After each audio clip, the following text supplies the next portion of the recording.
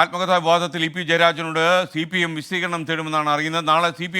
നാളെ ചേരുന്ന CPM സംസ്ഥാന സെക്രട്ടേറിയറ്റ് യോഗത്തിൽ ഈ വിഷയം ചർച്ച ചെയ്യാൻ സാധ്യത. ഇതിൻ്റെ രാഷ്ട്രീയ മാനം നമ്മളുമായി പങ്കുവയ്ക്കാൻ തനേഷ് തമ്പിയും ശ്രീകാന്തും ചേരുന്നു. ആദ്യം തനേഷ് തമ്പിയിലേക്ക്. Tanesh, good morning. യഥാർത്ഥത്തിൽ ഈ തെരഞ്ഞെടുപ്പ് നടക്കുന്ന സമയത്ത് ഇത് കൂടുതൽ ചർച്ച ചെയ്യപ്പെടരുതെന്ന് പാർട്ടിക്ക് നിർബന്ധമുണ്ടെങ്കിലും സെക്രട്ടേറിയറ്റ് യോഗം ഇത് ചർച്ച ചെയ്യുമെന്നാണ് ഞങ്ങളുടെ ബ്യൂറോ റിപ്പോർട്ട് ചെയ്യുന്നത്. എന്തൊക്കെയാണ് നമുക്ക് കൂടുതൽ വിശദാംശങ്ങൾ ഇക്കാര്യത്തിൽ ലഭിച്ചിട്ടുള്ളത്?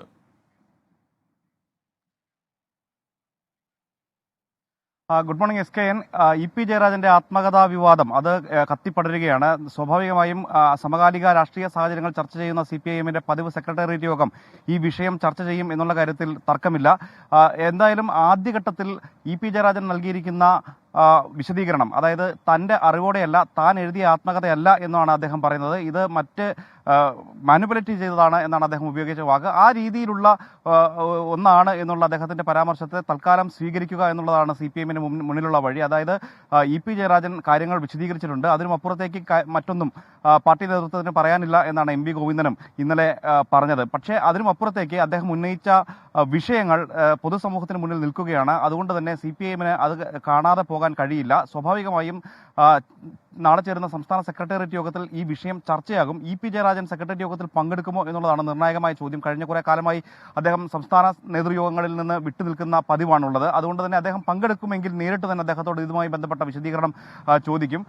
ഇപ്പോൾ അദ്ദേഹം പറയുന്ന വാദം മുഖവിലേക്കെടുക്കുന്നുണ്ട് എങ്കിലും പിന്നീട് അത് അങ്ങനെയല്ല എന്നുള്ള ഒരു നിഗമനം കൂടി CPIMന്റെ ഒരു വിഭാഗം നേതാക്കൾക്കുണ്ട്. കാരണം പാർട്ടിക്കകത്ത് നടക്കുന്ന കാര്യങ്ങൾ, പാർട്ടിയുമായി ബന്ധപ്പെട്ട് ഉയർന്നു വന്നിട്ടുള്ള വിവാദങ്ങളിലേക്ക് അദ്ദേഹത്തിൻ്റെ വിശദീകരണങ്ങൾ, അതൊക്കെ മൂന്നാമതൊരാൾക്ക് മാത്രം സൃഷ്ടിക്കാൻ കഴിയുന്ന ഒന്നല്ല എന്ന ബോധ്യം പാർട്ടിക്കുണ്ട്. പാർട്ടിയിൽ ഒരു വിഭാഗം ശക്തമായി ആ ഒരു നിലപാടിൽ തന്നെയാണ് നിൽക്കുന്നത്. അതുകൊണ്ട് തന്നെ ഈ കാര്യത്തിൽ കർശനമായ നടപടി വേണം എന്ന ആവശ്യം CPIMൽ ഉയരുന്നുണ്ട്. അതിന് പ്രധാനമായും ചൂണ്ടിക്കാണിക്കുന്നത് CPIM സമീപകാലത്ത് സ്വീകരിച്ചിരിക്കുന്ന പല തീരുമാനങ്ങൾ ഒപ്പം തന്നെ നിലപാടുകൾ, അവയൊക്കെ പരസ്യമായി തള്ളിപ്പറയുകയാണ് ഈ പുസ്തകത്തിലൂടെ ഇ പി ജയരാജൻ ചെയ്തിരിക്കുന്നത് എന്നുള്ളതാണ്. ഈ നേരത്തെ സാന്റിയാഗോ മാർട്ടിനുമായി ബന്ധപ്പെട്ട വിവാദങ്ങളിലടക്കം അദ്ദേഹത്തിന് തെറ്റുപറ്റി, അദ്ദേഹത്തിന്റെ ഭാഗത്ത് പിഴവുണ്ടായി എന്ന് പാർട്ടി കണ്ടതാണ്. പക്ഷേ ഒരു പിഴവുമില്ല, തന്റെ ഭാഗം വളരെ കൃത്യമായി ന്യായീകരിക്കുകയാണ് ഈ പുറത്തു വന്ന പുസ്തകത്തിലൂടെ ഇ പി ജയരാജൻ ചെയ്തിരിക്കുന്നത്. അതിനുശേഷം അതുപോലെ തന്നെ പിന്നീട് ഇങ്ങോട്ട് നടന്നിട്ടുള്ള ഓരോ ഈ ആത്മകഥാ വിവാദത്തിൽ നേതാക്കന്മാർ ആരെങ്കിലും ഇടപെട്ടതായി നമുക്ക് സൂചനയുണ്ടോ? CPIMന്റെ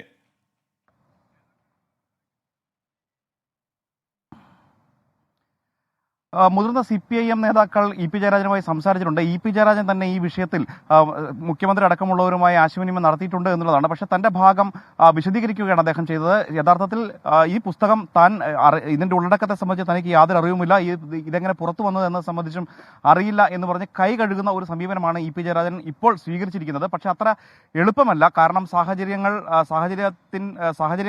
അങ്ങനെയല്ല പറയുന്നത്. അങ്ങനെ ഒരാൾക്ക്, ഞാൻ നേരത്തെ സൂചിപ്പിച്ചതുപോലെ, മൂന്നാമതൊരാൾക്ക് സൃഷ്ടിച്ചെടുക്കാൻ കഴിയുന്ന ഒന്നല്ല ഒരാളുടെ ജീവിതം. അത് അയാളുടെ അറിവോടുകൂടി മാത്രമേ രേഖപ്പെടുത്താൻ കഴിയുകയുള്ളൂ. ആ നിലയിൽ നോക്കുമ്പോൾ സ്വാഭാവികമായും ഇ പി ജയരാജന് മേൽ സമ്മർദ്ദം ഏറുന്നുണ്ട്. ആ ഒരു സമ്മർദ്ദത്തിന്റെ കൂടി തുടർച്ചയായിട്ടാണ് PSERന്റെ യോഗത്തിലേക്ക് അടിയന്തരമായി എത്തിച്ചേരാനുള്ള ഒരു തീരുമാനം ഇന്നലെ ഇ പി ജയരാജൻ എടുക്കുന്നത്. അങ്ങനെ അദ്ദേഹം ഇപ്പോൾ പാലക്കാടിലേക്കുള്ള യാത്രയിലാണ് എന്നാണ് നമുക്ക് മനസ്സിലാക്കാൻ കഴിയുന്നത്. അതുകൊണ്ടൊന്നും ഈ മുറിവുണങ്ങുകയോ അല്ലെങ്കിൽ ഈ പ്രശ്നങ്ങൾ പരിഹരിക്കാൻ കഴിയും എന്നും ഇ പി ജയരാജൻ ചിന്തിക്കുന്നില്ല. CPIM നേതൃത്വവും അങ്ങനെ തന്നെയാണ് കരുതുന്നത്. കഴിഞ്ഞ കുറേ കാലമായി CPIMുമായി മുഖം തിരിച്ചു നിൽക്കുന്ന, അല്ലെങ്കിൽ CPIM സംസ്ഥാന നേതൃത്വമായി മുഖം തിരിച്ചു നിൽക്കുന്ന ഇ പി ജയരാജനെതിരെ പലതവണ കർശന നടപടി വേണമെന്ന ആവശ്യം ഉയർന്നിട്ടുള്ളതാണ്. പക്ഷേ അപ്പോഴൊക്കെ മുഖ്യമന്ത്രി ഉൾപ്പെടെയുള്ളവർ അനുനയിപ്പിക്കുന്ന ഒരു സമീപനമാണ് ഇ പി ജയരാജനോട് സ്വീകരിച്ചിരുന്നത്. അദ്ദേഹത്തെ ഒപ്പം ചേർത്ത് നിർത്തി കൊണ്ടുപോകാനാണ് ശ്രമിച്ചിരുന്നത്. പക്ഷേ അപ്പോഴൊക്കെ പിണങ്ങി മാറി നിൽക്കുന്ന സമീപനം തുടർച്ചയായി അദ്ദേഹം സ്വീകരിച്ചു പോരുന്നു. അതിൻ്റെ ഏറ്റവും ഒടുവിലത്തെ ഉദാഹരണമാണ് ഒരു നിർണായക ഘട്ടത്തിൽ, പ്രത്യേകിച്ച് 3 ഉപതെരഞ്ഞെടുപ്പുകൾ നടക്കുന്ന ഈ ഘട്ടത്തിൽ അദ്ദേഹം ഇത്തരം വെളിപ്പെടുത്തലുകളുമായി രംഗത്ത് വന്നത്. അത് അത്ര നിസ്സാരമല്ല, നിഷ്കളങ്കമല്ല എന്നാണ് CPIMൽ ഒരു വിഭാഗം ഉറച്ചു വിശ്വസിക്കുന്നത്. അതുകൊണ്ട് തന്നെ നാളത്തെ സംസ്ഥാന സെക്രട്ടേറിയറ്റ് യോഗം ഇ പി ജയരാജന്റെ കാര്യത്തിൽ നിർണായകമാകുമെന്നുള്ള കാര്യത്തിൽ സംശയമില്ല. അതേസമയം അദ്ദേഹവുമായി ബന്ധപ്പെട്ട കൂടുതൽ ചർച്ചകൾ സ്വാഭാവികമായും കേന്ദ്ര കമ്മിറ്റിയിലാണ് നടക്കേണ്ടത്. എന്തായാലും ഇനിയുള്ള ദിവസങ്ങൾ ഇ പി ജയരാജനെ ചുറ്റിപ്പറ്റി തന്നെയായിരിക്കും CPIMലെ ചർച്ചകൾ. തനേഷ് തമ്പിയാണ് വിവരങ്ങൾ നൽകിയത്.